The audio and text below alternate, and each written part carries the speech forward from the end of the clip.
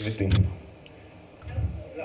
ನೀವು first ball 6 ಥರನೇ ಶುರು.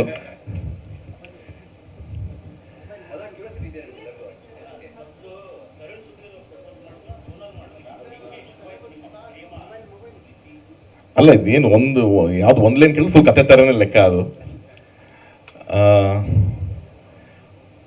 ನನ್ನ ಸೋನಲ್ ಅವ್ರು ಪರಿಚಯ ಆಗಿದ್ದು ರಾಬರ್ಟ್ ಅನ್ನೋ ಸಿನಿಮಾ ಮುಖಾಂತರ.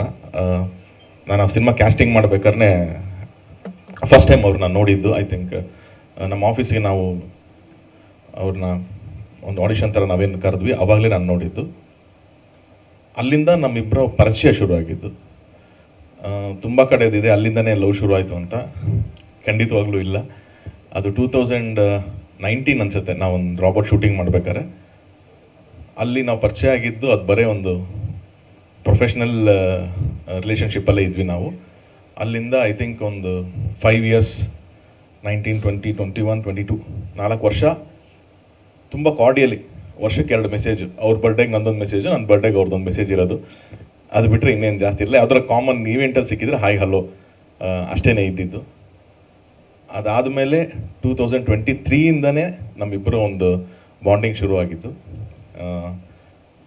ರಾಬರ್ಟ್ ಸೆಟ್ಟಲ್ಲಿ ಆ್ಯಕ್ಚುಲಿ ದರ್ಶನ್ ಸರ್ ಹೆಂಗೆ ಅಂದರೆ, ಸೆಟ್ಟಲ್ಲಿ ಏನೋ ಒಂದು ತಮಾಷೆ ವಿಷಯ ಇರಬೇಕು ಅವ್ರಿಗೆ.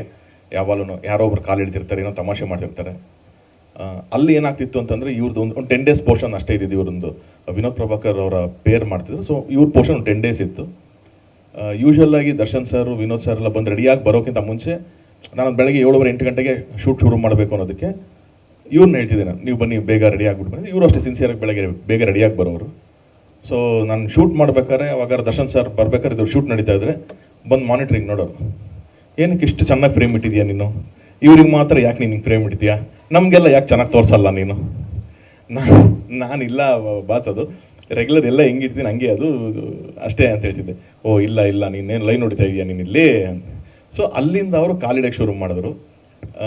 ಸೆಟ್ಟಲ್ಲಿ ರೇಗಿಸ್ತಾ ಇರೋರು. ನಾನು ಸೆಟ್ಟಿಗೆ ಯಾವತ್ತೂ ಒಂದ್ಸಲ ನಮ್ಮಮ್ಮ ಬಂದಿದ್ರು, ಏನು ನಿಂಗೆ ಓಕೆನಾ ಇವ್ರನ್ನ ಮದುವೆ ಮಾಡ್ಕೊಡ್ಲಾ ಅಂತ. ನಮ್ಮಮ್ಮನ ನೀನು ಯಾರನ್ನು ತೋರಿಸ್ತೀಯ ಓಕೆನಪ್ಪ ಅಂತ. ಸೊ ಇಟ್ ವಾಸ್ ಒಂದು ಜನರಲ್ ತಮಾಷೆನೇ ಹೇಳ್ತಿದ್ರು. ನಾನು ಅದು ಅಷ್ಟೇ ಹಂಗೆ ತಮಾಷೆಗೆ ಇತ್ತು. ಒಂದು ಶೂಟ್ ಮುಗಿದ ಮೇಲೆ ಅದು ಬಿಟ್ಬಿಟ್ಟಿದ್ವಿ. ಅದಾಗಿ ಒಂದು ಎಷ್ಟೋ ವಿಷಯ, ಅದು ಮೋಸ್ಟ್ಲಿ ಅದು ಆ ಸೆಟ್ಟಲ್ಲಿ ಅಷ್ಟು ಅದು ಮಾತಾಡಿದ್ದಕ್ಕೆ ಅಲ್ಲಿಂದ ಸ್ಪ್ರೆಡ್ ಆಯ್ತು ಏನೋ ಗೊತ್ತಿಲ್ಲ.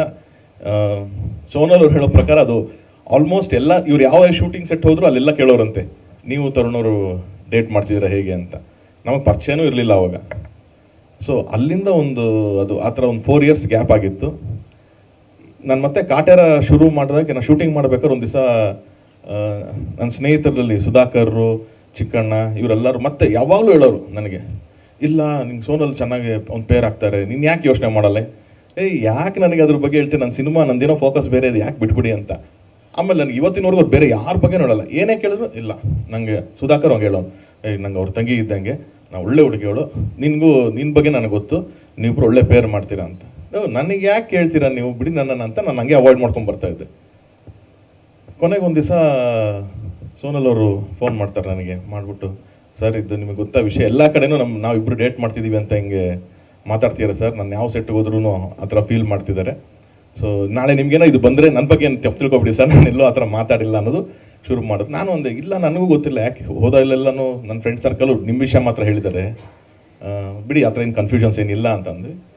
ದೆನ್ ಅವಾಗ ಮಾತಾಡ್ಬೇಕಾದ್ರೆ ಅನ್ಸಿದ್ದು, ಯಾಕಿದು ಒಂದು 3-4 years ಇನ್ನೂ ರಿಪೀಟೆಡ್ ಆಗಿ ಬರ್ತಾನೆ ಇದೆ ಇದು ಅಂತಂದರೆ ಏನು, is it that universe that is trying to connect us, ಅಥವಾ ನನಗೊಂದು ಅರೇಂಜ್ ಮ್ಯಾರೇಜ್ ಆಗಿ ಒಂದು ಪ್ರಪೋಸಲ್ ನಿಮ್ಮ ಥರ ಬಂದಿರೋ ಖಂಡಿತವೂ ನಾನು ಕನ್ಸಿಡರ್ ಮಾಡ್ತಿದ್ನೇನೋ. ಹಾಗಿದ್ರೆ ಮಾತಾಡಿ ನೋಡೋಣ, if that is happening then let us talk ಅಂತ.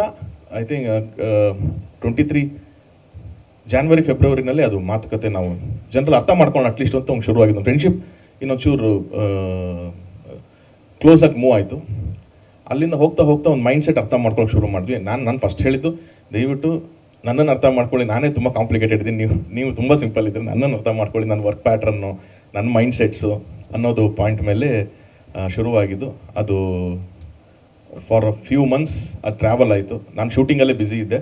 ಸೊ ಯಾವಾಗ ಫೋನಲ್ಲಿ ಮಾತಾಡೋದು ಈ ಥರನೇ ಆಗಿದ್ದು. ಅಂದರೆ ಮೈಂಡ್ ಸೆಟ್ ಅರ್ಥ ಮಾಡ್ಕೊತಿದ್ವಿ, ಏನು ನಾವು ನೋಡ್ತಿದ್ವಿ, ನನ್ನ ಫ್ಯೂಚರ್ ಏನು ನಾನು ಯೋಚನೆ ಮಾಡ್ತಾ ಇದ್ದೀನಿ, ಅವರ ಫ್ಯೂಚರ್ ಅವ್ರೇನು ಪ್ಲ್ಯಾನ್ ಮಾಡ್ತಿದ್ದಾರೆ, ಫ್ಯಾಮಿಲೀಸ್ ಹೇಗಿದೆ, ಇದ್ರ ಬಗ್ಗೆನೇ ಯೋಚನೆ ಮಾಡ್ಕೊಂಬಂದ್ವಿ. ದೆನ್ ಒಂದು point of time we started connecting.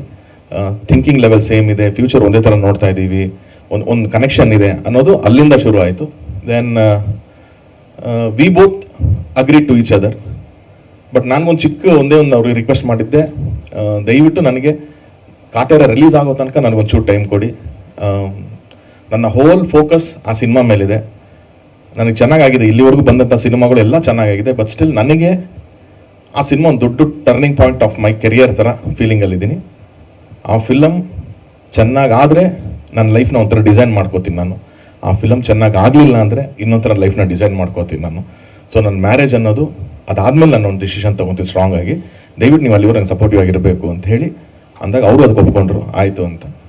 ಮದುವೆ ಆಗ್ತೀನಿ ಆಗಲ್ಲ ಅನ್ನೋದಿಲ್ಲ, ಹೆಂಗೆ ಆಗುತ್ತೆ ಫ್ಯೂಚರ್ ಅಲ್ಲಿಂದ ನಂದು ಅನ್ನೋದು ನನಗಿದ್ದು.